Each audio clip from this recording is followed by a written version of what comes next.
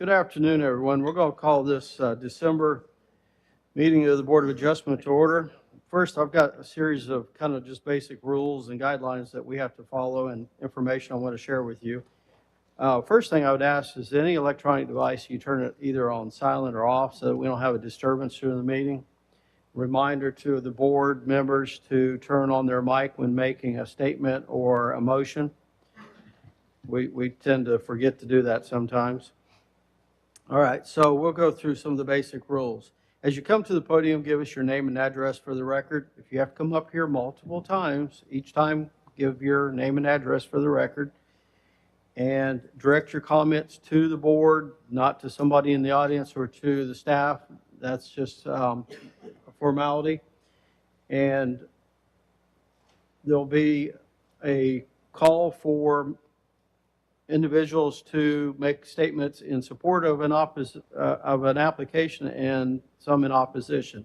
You get 4 people in support, 4 people in opposition.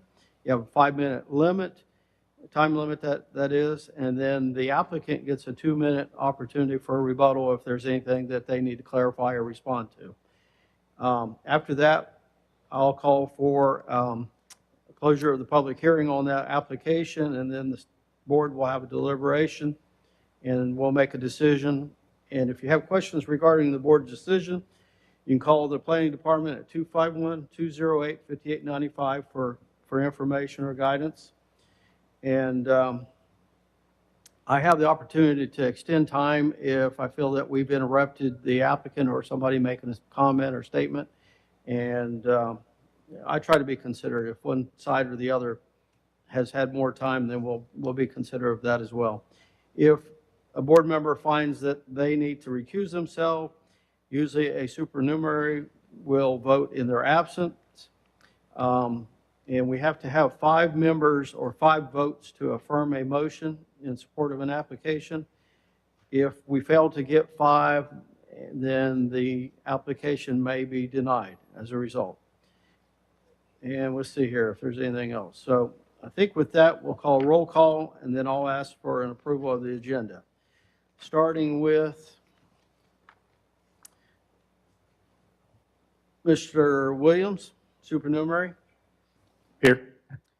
Mr. Atchison, supernumerary. Here. Ms. Farrell. Here. Mr. Morris. Here. Mr. Petway. Absent. Mr. Milling. Here. Mr. Golden. Here. Mr. Metcalf. Absent. And I'm William Guest, Chair. We have a quorum. Therefore, we can proceed with the meeting as scheduled. I'll entertain a motion to approve the agenda. So moved, Mr. Chair. Have a motion to approve the agenda. Do I have a second? Second. Have a second. Any further discussion? All those in favor of the motion say aye. Aye. Aye. Anyone opposed? Agenda is adopted as presented. We'll start in order with the holdover, which is 6699, 4585, 4969 regarding 6710 Old Shell Road. Good afternoon.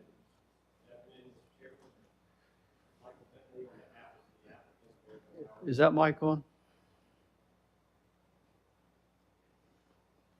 This button. Let's try it again. Can you hear me? Perfect. Okay. Thank you, Mr. Chairman. Michael Bentley on behalf of the applicant, American Tower Corporation. My address is 188 East Capitol Street in Jackson, Mississippi. Glad to be in Mobile today. I'm here on an application to extend the height of an existing wireless communications tower on Old Shell Road. It's on the southwestern edge of the University of South Alabama campus. The request is to extend the height from 149 feet by 23 feet to 172 feet to accommodate T-Mobile 5G wireless antenna and equipment to improve in-building and in-vehicle coverage along Old Shell Airport, Cody Road, and on the University of South Alabama campus. Our request under the code triggers several variances we need. One is a height variance because we're extending the height again from the prior variance approved by this board. A setback variance because the tower is higher than the height is greater than the property boundaries. And then we discovered when I was here last time that we need a residential separation approval because the code requires 150% tower height, which is about 258 feet from any residential structure or dwelling structure. Ivy Row at University of South Alabama, it's a student residential property, is about 248 feet from the tower. So we're just inside that requirement. So we're asking for those three approvals to extend the height of this tower. And happy to answer any questions that you have. Okay, one of the things I asked for last time was a propagation map to show the coverage. I had a chance to review it. Is the current occupant of the tower active? The current occupant, Verizon, is active, yes. Okay, because if you look at the map, it doesn't look like you've got coverage in that area based on the propagation map. Well, I guess I didn't interpret the maps that way, but maybe that's specific to this particular carrier, T-Mobile. But yes, Your Honor, I mean, Mr. Chairman, you did ask for those. We've provided them, and I think the maps show at this height, the T-Mobile coverage will improve in those, along those roads and on the campus. Okay. So with the additional height, is the intent also to add other carriers, or is it just strictly for this one carrier? Strictly for this one carrier. Okay. All right. Any other questions of the board? The area where the trees are to the north and west, is that South Alabama Park? I believe it is, yes.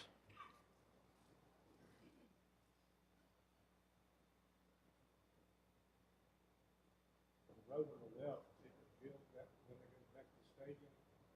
Yes, that is the road that, yeah, Foreman Road? That's Yeah. South Alabama Park. yeah, there's the intramural fields. complex is on the backside of that area.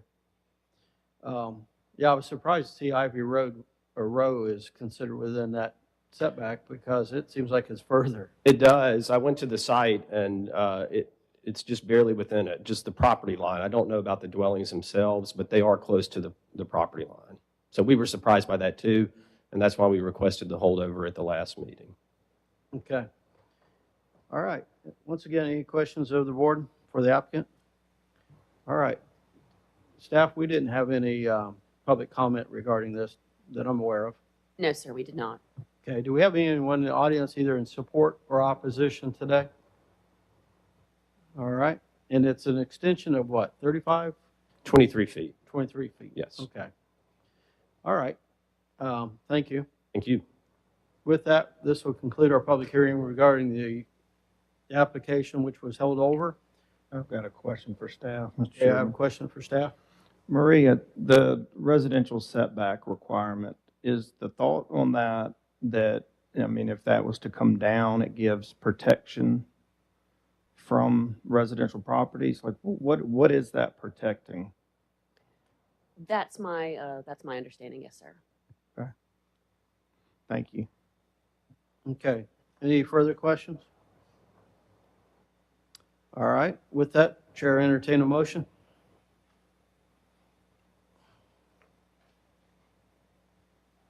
Mr. Chair, I'll make a motion to approve, subject to findings of fact.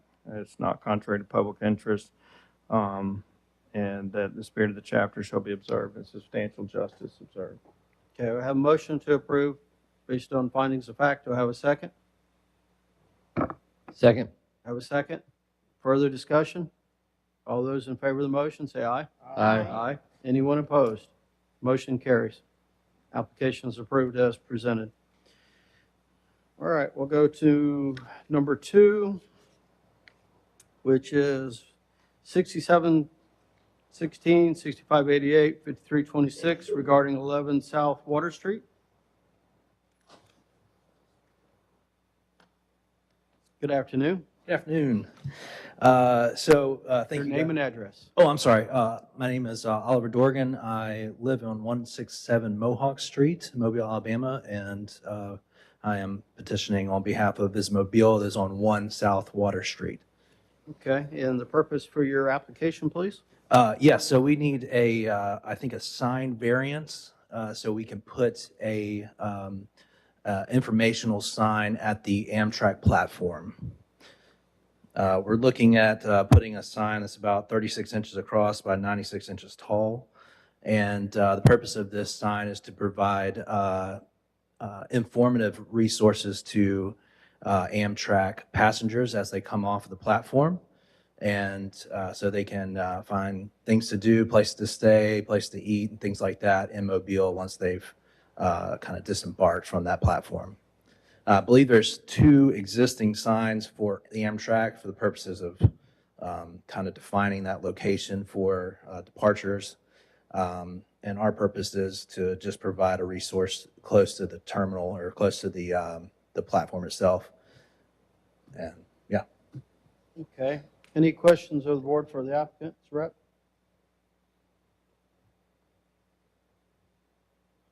No questions? Second, please. I think we're looking at the information in the packet. Okay.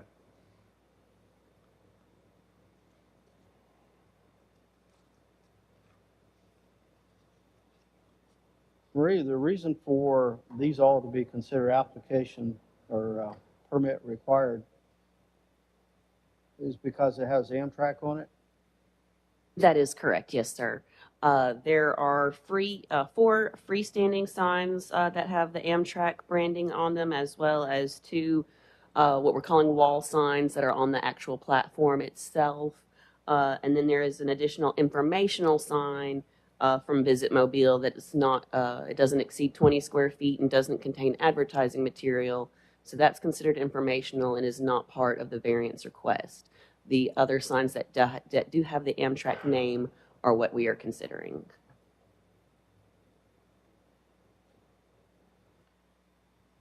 Okay. So question for you, the informational sign, like on the walkway, does it have to have Amtrak on it? It's not my understanding that it does. Okay. And again, I'm from Visit Mobile, so not from the Amtrak. So Right. I can't speak to Amtrak's policies. I do know that they, at least as of right now, I do not think they have an intention to put a sign out for that kind of resource. So our goal is just to try and get something in the ground so that we can provide that resource to people coming off the train. So Marie, the 2 wall signs are the ones that are actually on the walkway? That is correct, yes, sir. Okay. Mr. Chairman? Yes. I just, if I can, I'll speak to just your question, I guess from a different opinion. I feel like that area, I mean, I work a lot downtown on the real estate side, and that area is kind of an island unto itself. And so I think, identifying it as Amtrak, grabs people's attention and kind of ties it to what's going on and then gives them the information that they need. And because it's in an island, I don't feel like that it's contradictory to what the intention of the original sign ordinance was, which was, to control signage so it just didn't, overrun the city. And I just feel like here with this specific request that that's not a danger of happening. So again, just a board member's opinion. Okay. I would agree with the ones that are the freestanding. The 2 that are on the walkway, I'm questioning whether or not those have to have the Amtrak. Other than that, I don't see, like you said, any harm in the ones that are freestanding.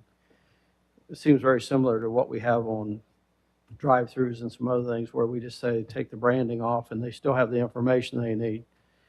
So, all right. Any other questions or comments of the board? All right. Thank you. Thank you. Do we have anyone in the audience either in support or opposition that would like to make a statement at this time? All right, that'll conclude our public hearing regarding the application. I'm fully in support of the freestanding signs. I just think the 2 that are shown on the walkway, which are informational, are fine without the Amtrak branding. I think it serves a purpose, and you still know where you're at that point. Well, it's hard to tell what those wall signs say. Yeah. I tried to enlarge the picture, and it's hard to Looks see. like the very top of it's got a header with Amtrak. Yeah, but I don't know what information it gives below. The applicant, can you tell us? Hey Doug, if you go into the application, the I documents. saw the pictures. I tried to enlarge it, but I couldn't. Yeah, I looked at that page and tried to enlarge it, and I couldn't tell. Oh, the application.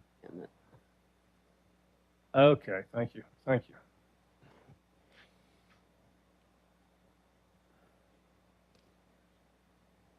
Yeah, they're a little bit more legible in the actual application documents. Okay. With that, once again, Chair, will entertain a motion.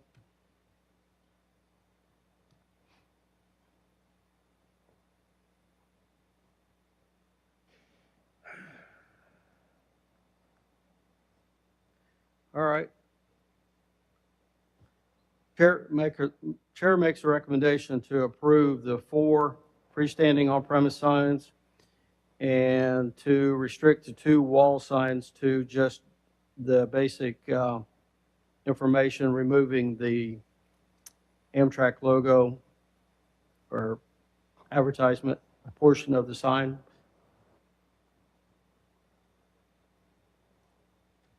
I'll second. All right, I have a motion with a second. Do I have any further discussion? All those in favor of the motion say aye. Aye. Anyone opposed? Motion carries.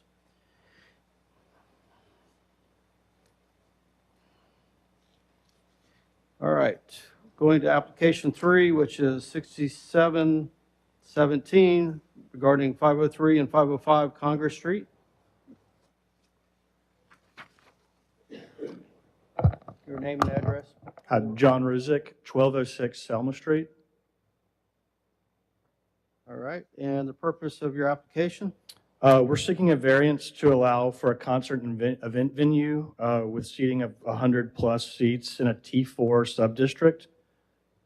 The Ace Theater was built in 1943 as a motion picture theater, and I'm here representing Porchlight as the developer. We're leading the rehabilitation of the property for use by the Excelsior Band as a cultural and performance space. The goal here is not only to showcase the history and legacy of the Excelsior Band, but also to anchor Mobile's proposed Civil Rights and Cultural Heritage District, which will stretch down Dr. MLK Jr. Avenue. So I think that we believe the variance is justified and that there's a hardship that's been created. The use for which the building was constructed is no longer permissible under the current DDD zoning restrictions. And moreover, the proposed use, which cannot move forward without the variance, protects the existing building fabric, provides a new use and experience for the community, and enhances the streetscape. So all of these are in keeping with the spirit of the DDD and in the public interest. I'm not familiar with the structure, so what was it originally approved for seating? It was built as a motion picture theater. What was the number of seats? I'm not sure about that. There's very little of the interior kind of left, so we can only make some educated guesses there. Okay. But it was certainly over 100, given the square footage. Okay, and parking associated with this? We don't have current parking in the plan, which I believe is not required under the T4 district.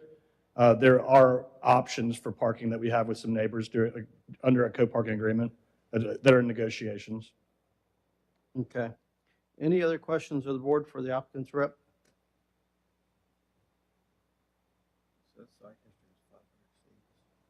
Okay. In the design, is it going to be all fixed seating in this building, or will it be tables No, and there chairs, are, I believe, over 100 fixed seats, and then there's about 50 movable seats that can either be seating or standing room as needed, as the event dictates. Mr. Melling found in some of the application documents, it was originally 500? That's what our package. Yeah. Okay. Okay. All right. And back to his question. So 100 fixed and 50 mobile or portable seating? Okay. But your application's for 100. So is it 150 or 100? I think it's 100 plus, right? Okay. The way that the application was submitted was for 100 fixed seats. And then when staff asked what the overall occupant load was for the structure, we were advised that it is for 328 people was the total occupant load for the structure. Okay. When it was advertised for the meeting, was it advertised with 100 or 100, 300? It was advertised with 100 fixed seats, as it says on the site plan. Okay. Because it's kind of misleading. You'd think it was restricted to 100 when it's really much more than that. Okay. Any other questions of the board for the applicant? Do we have any comments, public comments regarding this? We did not, no, sir. Okay. Do we have anyone in the audience either in support or opposition? Okay. If you'll have a seat.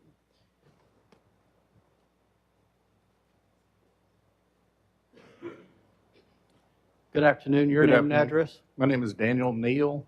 I live at 554 Berkeley Avenue, Auburn, Alabama. I'm representing the ILA Local 1410, which is the adjacent property to the ACE. And our concern is primarily the parking. I don't know if y'all are familiar with how the union shape-up happens daily. There's several hundred longshoremen show up in this block and get their assignments at the docks. So there's a rhythm of many folks coming through there. Dunbar School is a block away, and State Street AME Zion Church is directly behind this property. So we'd love to talk to you, John, about a shared parking arrangement. That big lot that's directly, you see the sort of unusually shaped triangular building and that large lot across Lawrence Street. And that is the ILA Hall, which has been in continuous operation for 86 years. And that parking space, that big green space to the back, we'd like to work on a public-private partnership for the district to develop a parking structure there that would accomplish or relieve a lot of these pressures from all these multiple projects right there. So that's our only question about it. And that's pretty much all I have. But it's more of a question and an opportunity to work together. So you're not necessarily in opposition, you're more in support, just parking has to be resolved? I'd like to see a parking study as a part of the application and see what we can, because ILA Hall is quite a bit larger and holds a lot of people. I don't know the number. So yes, it's a question. Okay. It's neutral. All right. Any questions of the board? All right. Thank you. Yes, sir. All Thank right. you. I think our lady friend here was, okay. Good afternoon. Your name and address, sir? My name is Michael Davis. I'm the pastor of State Street AME Zion Church, 508 State Street. We own 2-3 lots next to that building. And I concur with Daniel Neal. The issue is parking. If that issue is resolved, then I'm in support of it. Okay. Any questions of the board? All right. Thank you.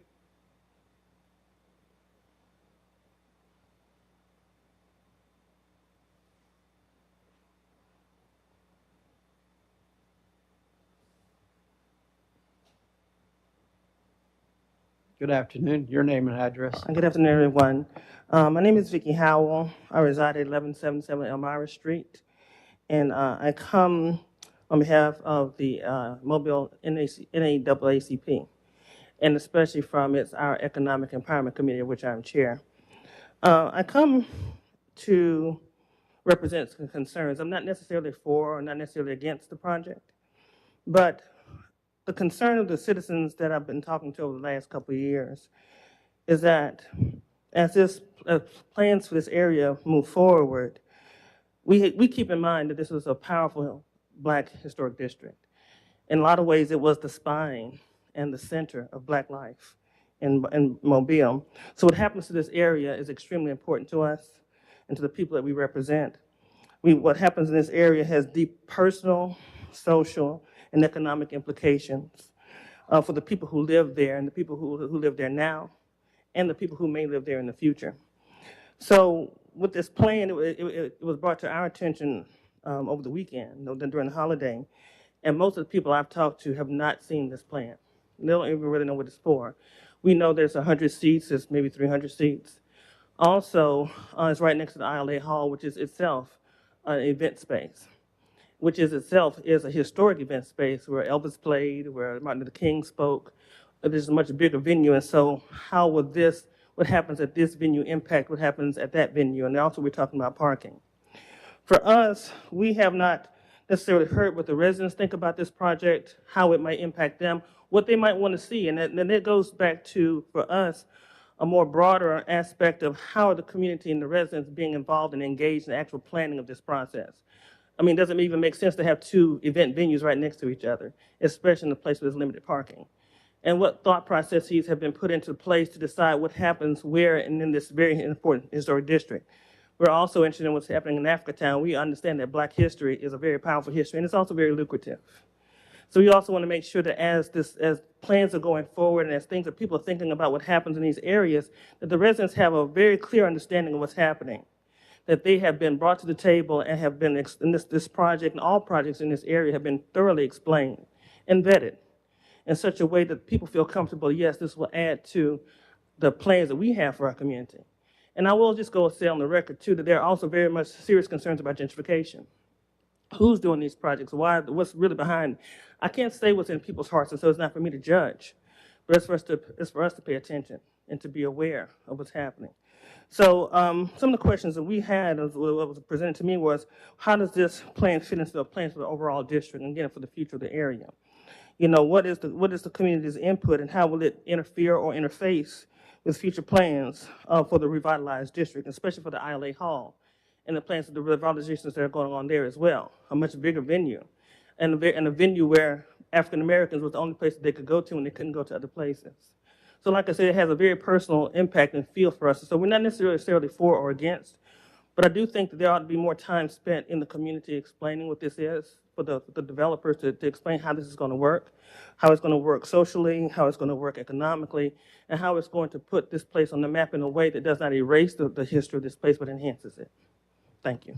Okay, any questions? Oh, I have a quick question. Yes, sir. The ILA Hall, is that a venue that's rented out just to different groups, or is it only used for ILA members? Well, it has been used for ILA members, but for the most part, it's set dormant because it just needs a renovation like everything else downtown. That's happening right now. And I think the same people who are involved in the Ace Theater renovations are also working on the ILA Hall renovations. So, like I said, basically you have two venue spaces right next to each other. And I have not spoken directly with the president of ILA Hall, but I do know from conversations that once it's renovated, they do want to get it back into the event space category. So, you know, weddings there, receptions maybe there, bigger things maybe that require more seating than 100 seats. But certainly in a spot where there will be, at least from what I'm understanding, future plans for events. So again, it's kind of jiggling my mind a little bit is, well, we put two event spaces right next to each other, especially in a place where parking is limited. Thank you. Okay, any other questions? All right, thank you again. Thank you. Okay, we have time for one more. Okay. All right, sir, do you have any response or rebuttal? Sure. I think as in response to the issue of parking, I'd like Mrs. York to correct me if I'm wrong, but I believe that in this district there is by right no parking needed, no dedicated parking needed for the building. Is that correct? That is correct, yes, sir. Okay. And in terms of the event venue itself, this is not meant to be a leasable event venue. It is solely for the use of the Excelsior Band, for their performances, for their educational component known as the Jazz Studio, as well as for any events that they might host. As far as other people renting this out for parties, for catered events, for other musical events, that's not going to happen. And so I don't think that it infringes on any other possibility of area event venues being available or being developed in conjunction with this district plan. Okay. Hey, John. Yes. John, I've got a couple questions. So looking at the aerial, so Mr. Turner, will he continue to own this? No. Will an investment group own it, or will the Excelsior? Okay, so the investment group will own it and sign a lease with the Excelsior Band? Correct. Okay. And the corner, I noticed, is at least showing owned by Mobile County. Correct. So the county owns the corner. Correct. Will y'all have a lease with them? It's yet to be determined how that will, but it will become part of the project. Uh-huh. We're unsure of who the ownership will be on the vacant parcels. Okay. And then they own the building, I guess, next to the vacant lot that Mr. Turner has.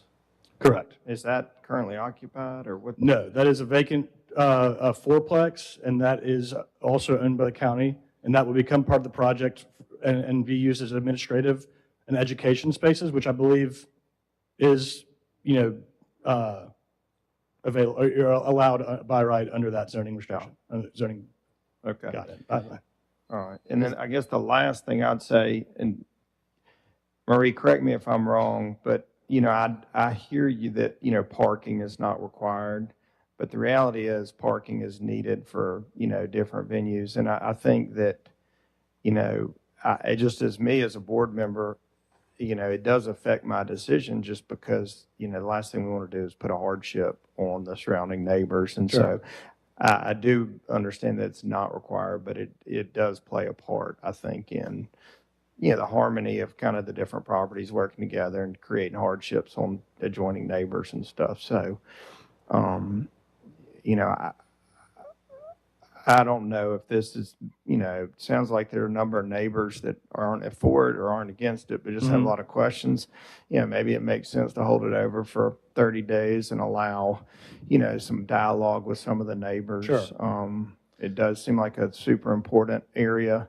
Seems like an amazing use to me. I mean, to be able to preserve and have a place for the Excelsior Band that's been such a huge part of this community, it seems like it would be Absolutely. fantastic, but.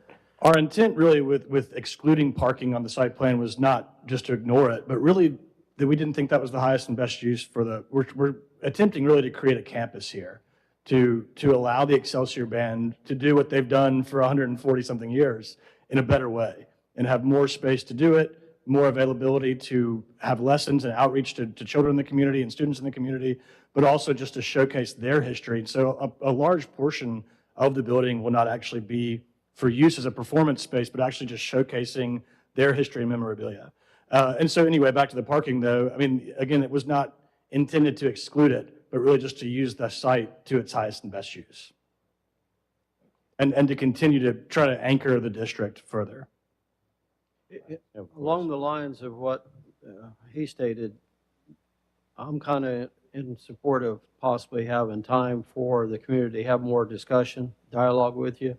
Sure. I mean, they're asking for that. It sounds like that would be wise, especially with something so important to this region and with the development we're seeing in that area. We've also had several other venues or areas that people come in here trying to have, and parking has always been the issue and the impact on the area. So anyway, I'll defer to Mr. Morris. You had a question as well? Would it be a challenge to come back with a plan for parking?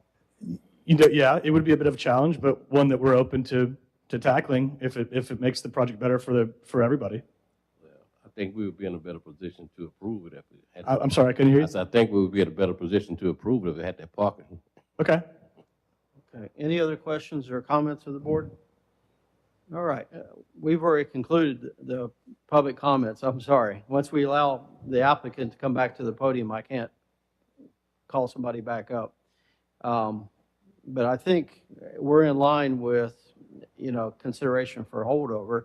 Would that be something, as the applicant, you'd be willing to consider? Sure. Okay. Okay. All right. Thank you. Thank you. All right. I think there's enough public comment that we see that there should be some further discussion as to parking and other, I guess, how this impacts the neighborhood, that maybe a holdover, and I'm not sure 30 days is sufficient. I don't know. Maybe 60 might be more in line with for what all's necessary. But anyway, with that, I'll entertain a motion. I motion to approve holdover. 60 days. Okay, I have a motion to hold over 60 days. Do I have a second? Second. Have a second? Any further discussion? All those in favor of the motion, say aye. Aye. Aye. Anyone opposed? Okay. All right, motion is approved, and we'll move to the next item on the agenda. I'm sorry, I can't allow you to come back, opportunity to come up. Once we conclude the public hearing and he's had an opportunity for rebuttal, then the process is that we move on with a vote.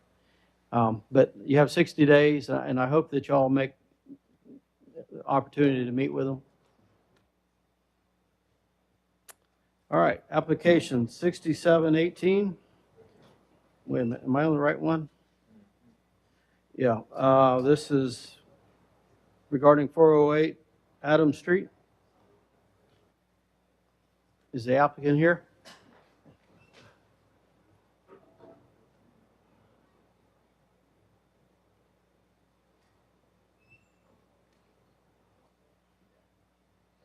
Good afternoon, your name and address. And you Good might have to pull afternoon. the mic up.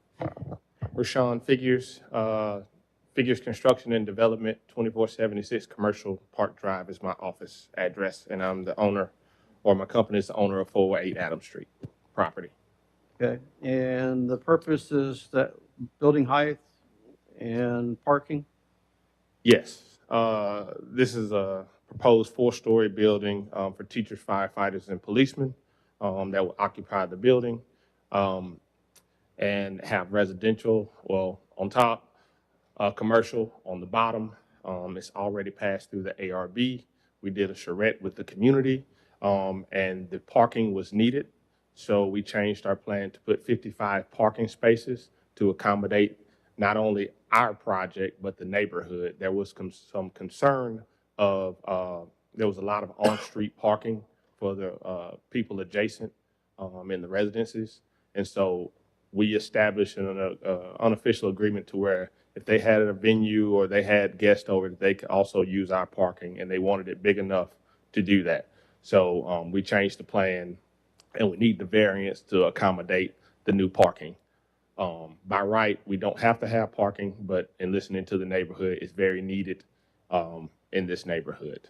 We're also asking for, by right, we can do 3 stories. We're asking for an extra story to get more teachers, firefighters, and policemen. We think that there's a good historical precedence for that.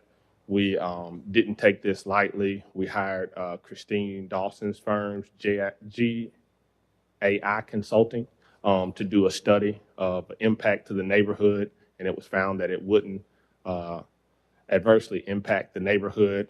She also found that the president's was the federal courthouse that is on the southeast corner of the district that is partially in and partially out of this district. St. Louis Loss, that's on the southwest corner of the district, that's partially in and partially out.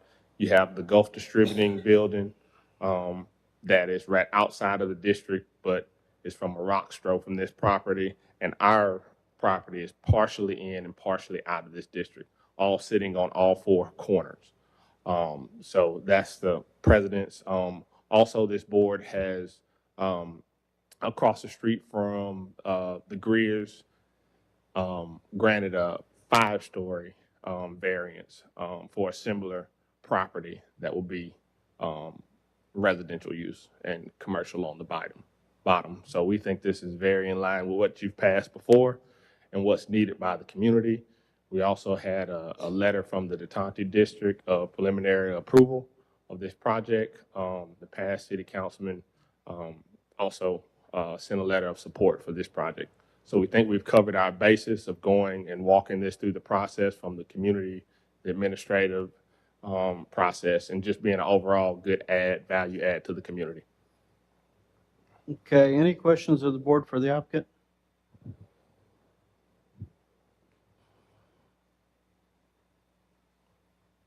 Do you have to pay extra for the model? Yes.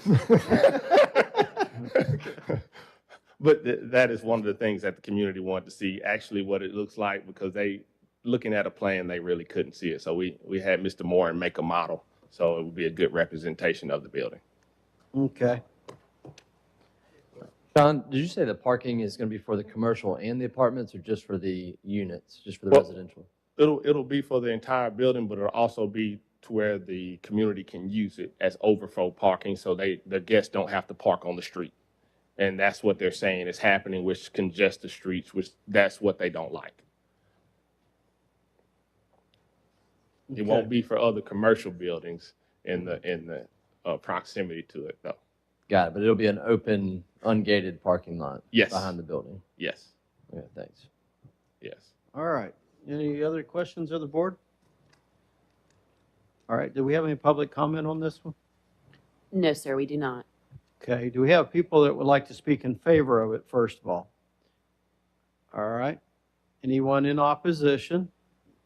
If you'll come to the podium, please.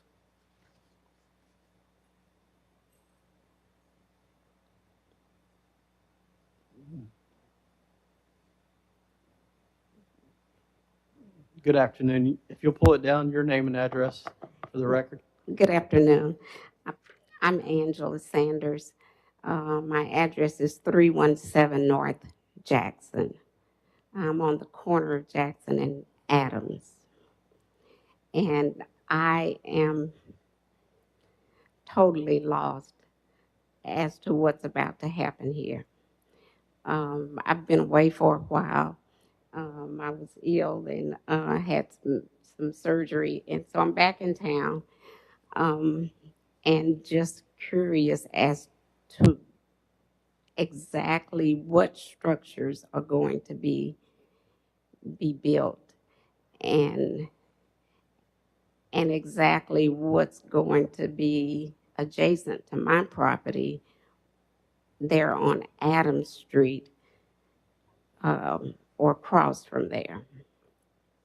I'm real concerned about the parking, and also the amount of parking. I think currently there's parking is the parking is 20 spaces, and this project will double that amount. It looks like the applicant's, staff, correct me if I'm wrong, 55 spaces that are It's proposed? 55 Right. spaces. Yes.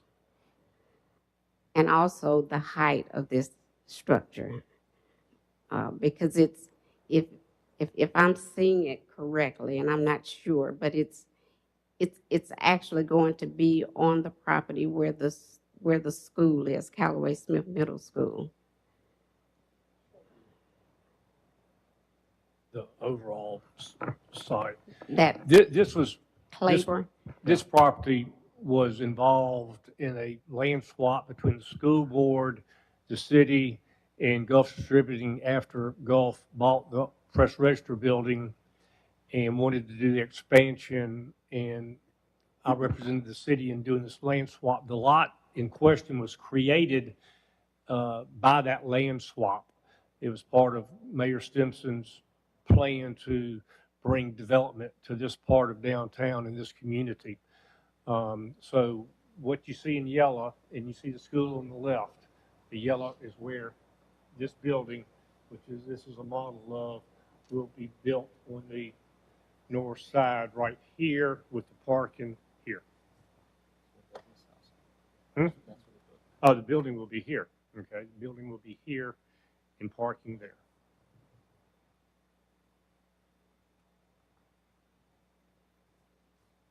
And so it's going to take up, that property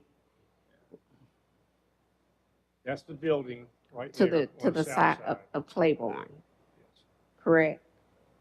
So Yeah, it will be Congress, facing Congress Street. Will front Congress. This building here will front Congress. And the parking will be to the north. yeah, it looks like what's near Adams.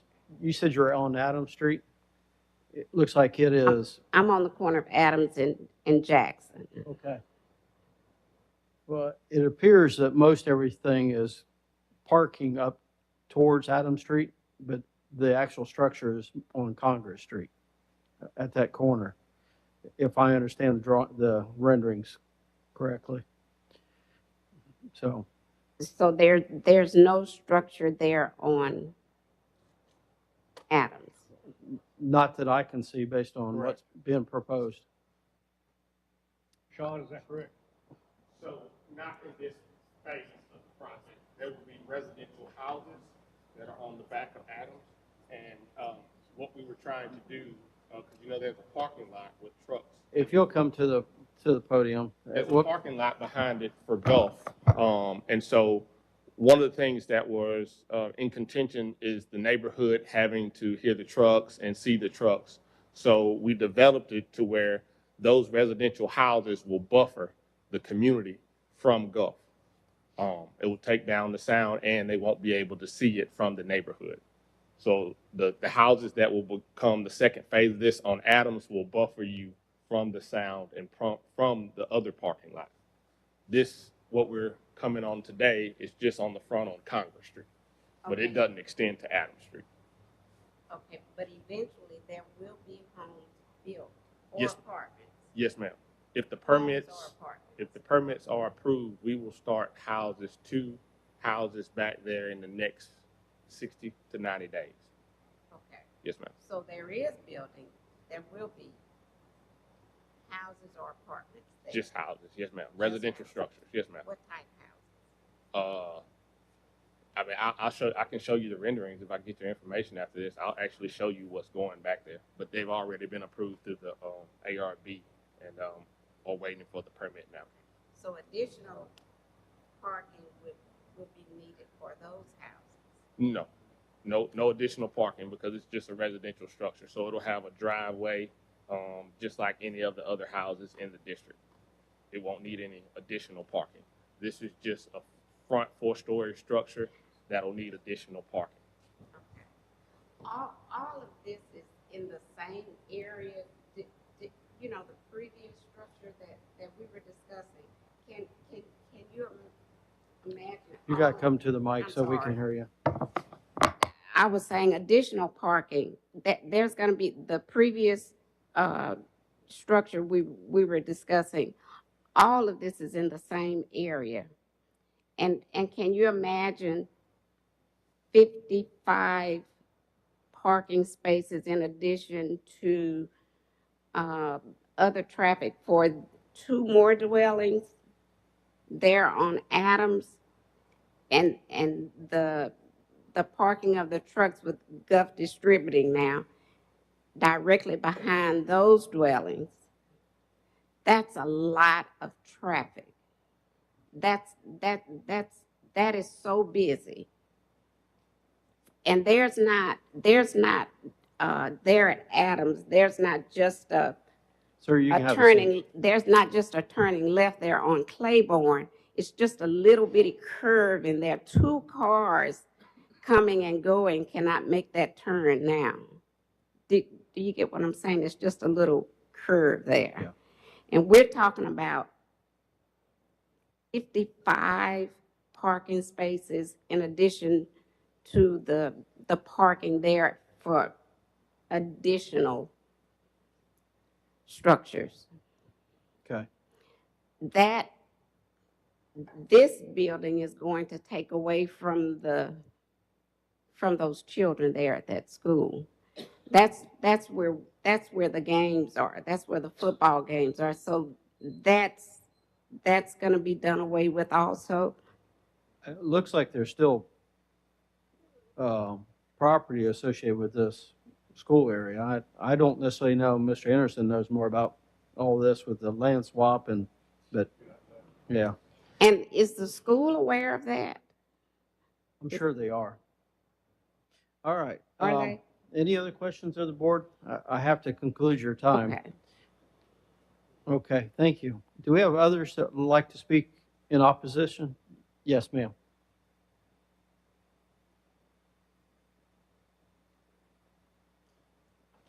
Good afternoon. Your name and address. My name is Gail Patrick. I actually live at 2354 Bear Fork Road in 8 Mile, but I am ILA Local 1410 where everybody's been talking about our building and the parking area and the general area. My question is, what is this building supposed to be? That's number one. I just, I don't know what it is.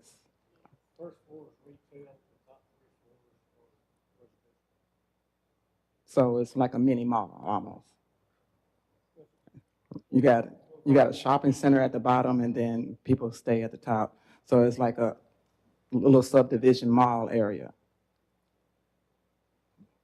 I'm just saying, I'm just trying to get an understanding because of the Well, fact that I would say probably, and I don't know, Rashawn may. I'm saying if you got but not stores- necessarily. I would think you probably gonna have commercial units downstairs, whether they're retail, whether it's an architect's office or, something like that. Mm-hmm.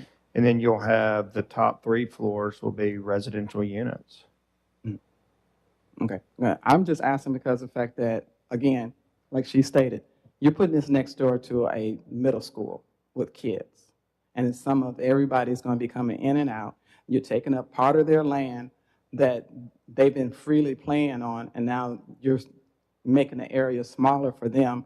You're not caring what's going to happen to the children when a big structure like this comes in. I'm not against progress. Don't get me wrong. I'm not against progress. But my problem is that we got to think about our future for our children also. Because I don't have kids, but I know how it is.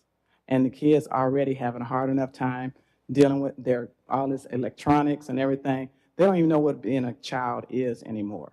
And now you want to put this over here, and for the few kids that do go out and play, you're taking that away from them. That's all I have to say. Okay, hold on. Any questions of the board?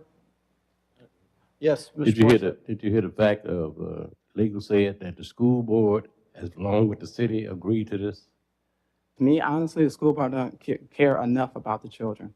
That's my Thank you. Okay, thank you. Do we have other comments? All right, if you would like to come and give a 2-minute response. Or additional comments. Yeah, I just wanted to, You got to pull it up the mic a little bit. I just wanted to say every part of this plan has been carefully thought out. The school board was in on this project. They want to bring their teachers closer to where they teach in the inner city and to downtown. That's the reason that only teachers, firefighters, and policemen, essential workers that we need downtown, will be a part of this project. That's why we need the extra story to make sure that we're doing that. That adds a benefit to the school system. Also, the school system got half of this sale of this property. That's how important it was to them that something go there that they wanted. The football field will be moved. It will still be there this was a large parcel, so they still have a football field to do whatever they want. They still have more than enough parking. They've even extended that some of their parking can be used if it needs to be used for overflow. So I will say that, there's no intended tenant on the first floor except for, we heard the community, they want a restaurant. So one of the spaces on the first floor will be a restaurant. That was another compromise with the Detente community.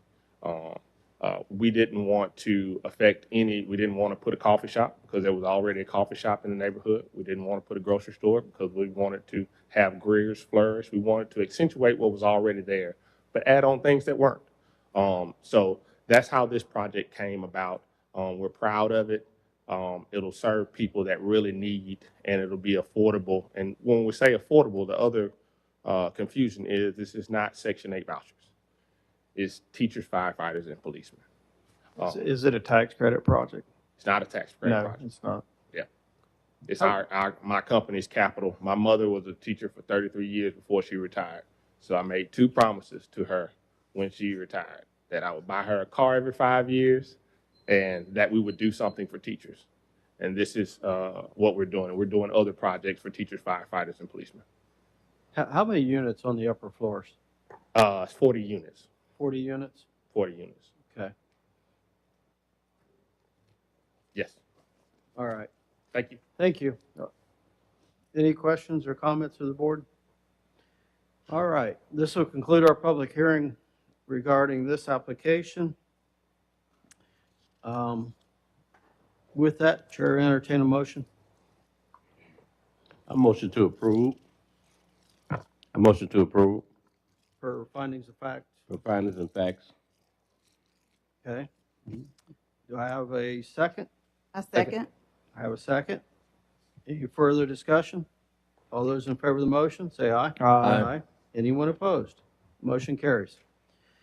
All right, we're on application 6719, 6695 regarding 4255 Cottage Hill Road. Good afternoon. Your name and address? Hello, my name is Catherine Clark, and my address is 16 Common Street, Mobile.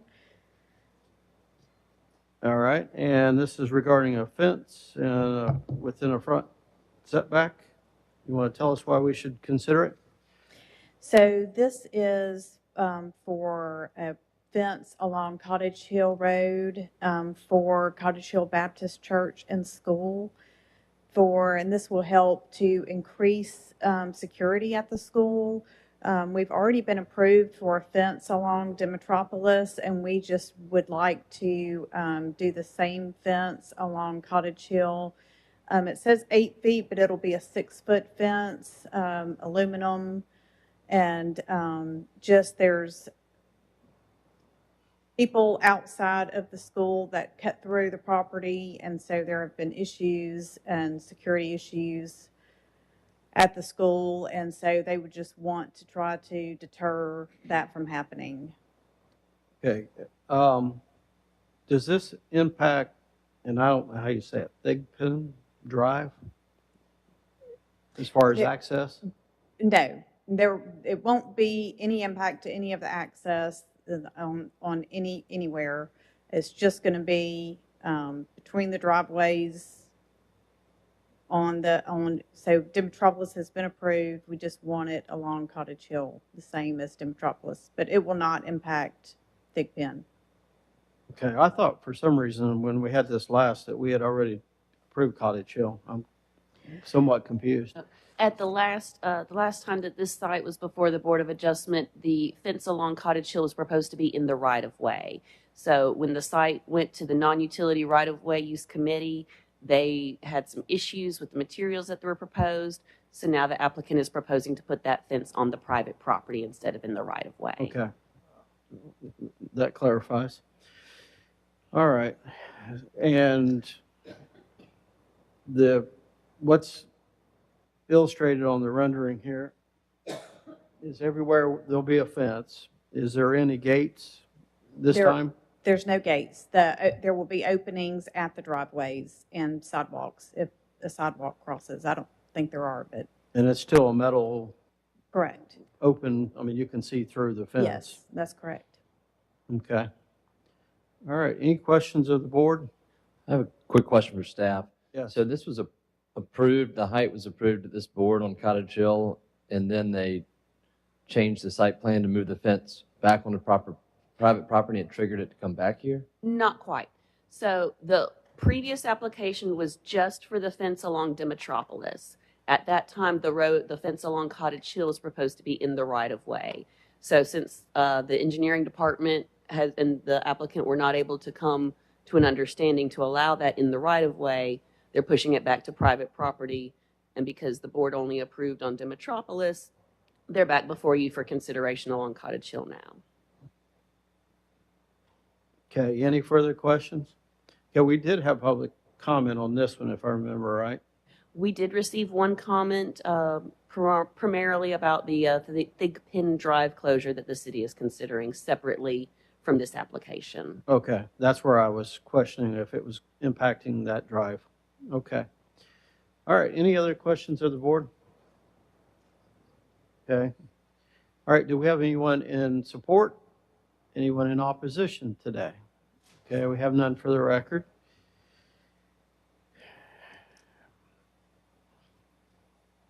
That'll conclude our public hearing regarding the application. Further discussion of the board? All right. With that, Chair, entertain a motion. I'll move to approve. Let's clarify something. It's 6-foot fence, right? Yeah. Not an 8-foot fence? Correct. Okay, we need to make sure. Move to approve as a 6-foot fence, as referenced by the applicant. Okay, I have a motion to approve a 6-foot fence. Do I have a second? Second. I have a second. Any further discussion? All those in favor of the motion say aye. Aye. Anyone opposed? Motion carries. Good luck to you all. All right.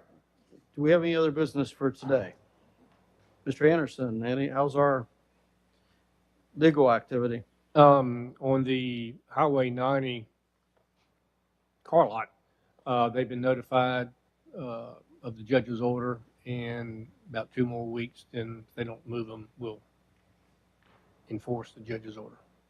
I- And I know I've got other BOA cases, but nothing in the immediate future, nothing in the next 2 months.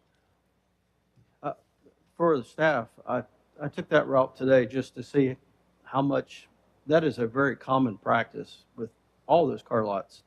As you get closer to that site, some are actually out in the road. Well, in some of those areas, they're not even in the right of way. I mean, they're actually parked along the road. So it may not be bad just to send a crew out there and just visit all of them. But anyway, thank you, Mr. Anderson. Any other business? Do we have anything for, okay. With that, Chair, say we conclude our meeting. Thank you. Have a good holiday time, and we'll see you next